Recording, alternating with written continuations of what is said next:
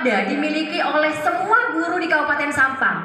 Buktinya Pak Sujo tadi, tidak gampang orang mengeluarkan kata-kata di luar zona nyaman. Biasanya kalau sambutan ya udah sambutan, terima kasih. Tapi tadi Pak Sujo sudah menyampaikan 2 kalimat istimewa. Nah, saya yakin semuanya punya seperti itu. Dan Pak Sujo tidak akan dapat kata-kata istimewa itu kalau tidak membaca. Yakin nggak? Iya. Nggak tahu yang dinonton di YouTube apa, tapi minimal Pak Sujo membaca. Entah membaca itu tidak harus dari buku, tidak harus menonton, atau yang melihat dari lingkungan sekitar. Itu bagus. Jadi Kecamatan Cirenyi sudah punya bibit unggul. Pak Sujo sudah ada Bu Fatin. Saya yakin nanti 2022 ini apalagi ada dana stimulus dari Pak Imron menjadikan Kecamatan Cirenyi tidak berbeda jauh dengan Kecamatan Sampang. Alhamdulillah. Yakin ya? Yakin? Yakin. Ayo kita bangun mimpi sekarang. Saya memperoleh semuanya itu juga dari mimpi. Orang sukses yang punya MS Glow, yang glowing nih, pakai MS Glow ya. Yang pakai MS Glow, yang glowing itu, sampai dia bisa sukses sekarang, dia punya mimpi. Mimpinya nggak ecek-ecek, mimpi pingin misalnya ke Jakarta, mimpi pingin apa gitu, tidak, tapi mimpinya jauh. Dia pingin punya mobil ratusan, seperti itu mimpinya. Yang benar sekarang terwujud. Jadi mari kita bermimpi suatu saat PKG Kecamatan Cirenyi ini akan menjadi sebuah PKG yang menjadi pusat studi banding kecamatan lain.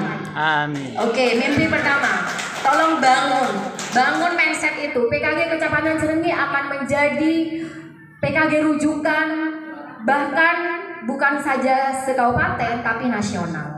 Ya, oke, bangun mimpi. Apalagi tadi sudah dikukuhkan oleh Pak Imron, 4 orang tadi masih muda-muda, Ibu juga kan? Masih muda-muda, pasti semangatnya luar biasa. Jadi pagi ini mari kita bangun mimpi, dibuka biar sinap-sinap yang ada di sini, saraf-saraf kita terbuka untuk menerima. Walaupun nanti mintanya jam berapa nih Pak? Kalau saya siap sampai jam 5 sore. Ibu ke saya, kalau ini namanya Bapak bebas, saya memiliki urusan sama Ibu. Jangan. Ibu minta jam berapa nih? Sehari benar Ibu. Ya? Jam 12 Pak Sujo. Jam 12 karena kita harus coffee break. Oh gitu ya. Berarti jam 12 selesai. Ya. Selesai tutup ya. Enggak, coffee break setelah itu kita lanjut. Biar semangat Bu. Oh gitu. Monggo Pak Jailani, saya mengikuti. Kalau di jadwal sampai jam 2.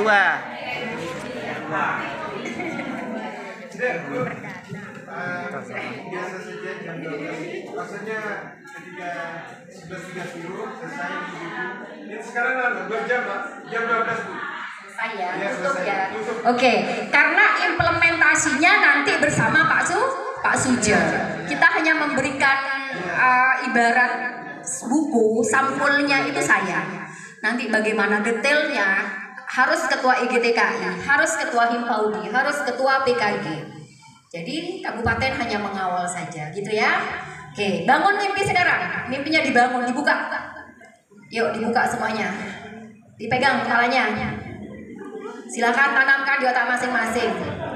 Saya hari ini akan belajar. Saya hari ini bermimpi akan menjadi guru yang hebat, yang istimewa. Jadi juara di semuanya. Juara nasional, juara di rumah tangga, juara dimanapun. Menjadi guru istimewa. Oke, sudah masuk ya. Katanya Bung Karno, bermimpilah setinggi langit, gantungkan cita-citamu setinggi langit. Kalau kamu jatuh di antara bintang-bintang. Enak kan? Jadi silakan pagi ini kita bermimpi setinggi langit. Seandainya tidak terwujud, maka jatuhnya kita bukan jatuh ke dasar jurang, tapi ke bintang-bintang. Enak kan jatuh di antara bintang-bintang kayak apa ya gitu ya.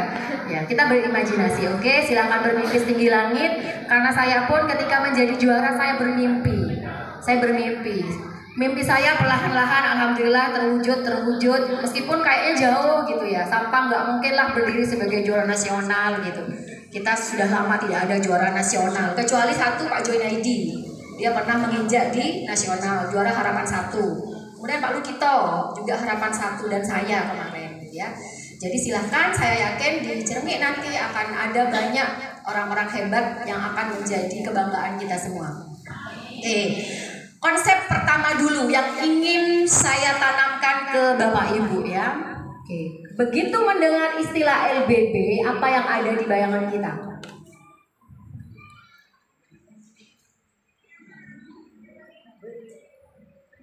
Mimpi yang harus dibangun lagi. Belajar berbicara tanpa ada ketakutan. Aduh, diki salah. Diki saya kocak orang. Mumpung ketemunya sama-sama Jrengi. Ya, paling mau salah saya gelek Pak Suje.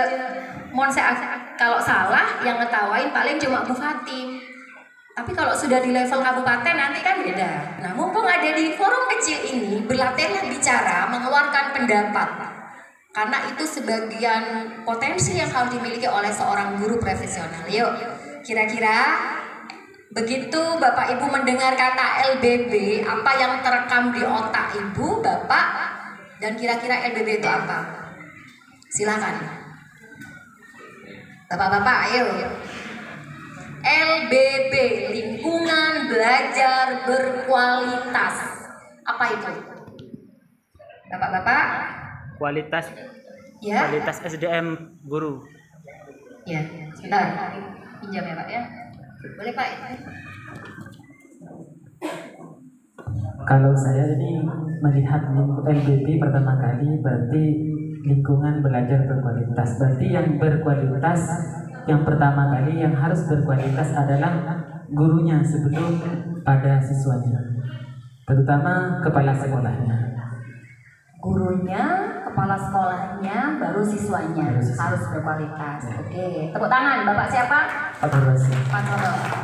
Ada lagi? Silahkan dari sebelah sini. Ayo, harus disodorkan ternyata ya. Assalamualaikum warahmatullahi wabarakatuh. Waalaikumsalam warahmatullahi wabarakatuh.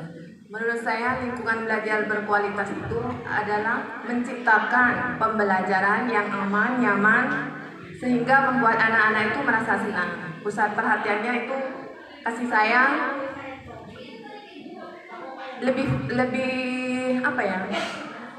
Lebih dominan, guru lebih aktif, super aktif gitu. Oke, aman, nyaman, sehingga anak menjadi senang. Ada situ tepuk tangan. Bu siapa namanya? Satu lagi dari sebelah sini. Yuk. Ibu.